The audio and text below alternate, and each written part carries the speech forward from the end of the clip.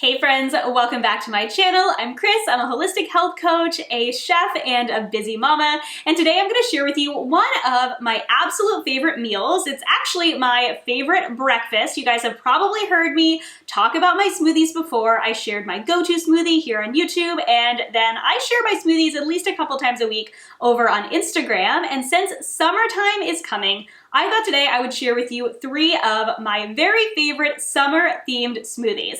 So I'm gonna go ahead, I'm gonna flip the camera over to my blender, and let's get blending. The first smoothie is my strawberry basil smoothie. So we're starting with 1 cup of frozen strawberries, a ½ cup of chopped cucumber, about 3 basil leaves, but you can put more if you want, a scoop of vanilla protein powder, and top it with nut milk of choice. Blend it all up and sip. Next, we're gonna make my blueberry Energizer smoothie. Start with a ½ cup of frozen blueberries, a big handful of spinach, a big spoonful of almond butter, a scoop of your favorite protein powder. I like using vanilla, and then top with coconut water. This is great to replenish electrolytes in the summer or after a hard workout. Blend it up and sip.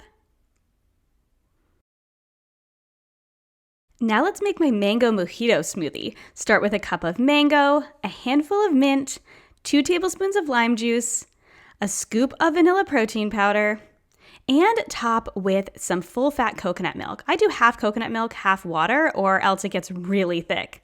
This one is delicious on a hot summer day. You can also do half mango, half banana if you want as well.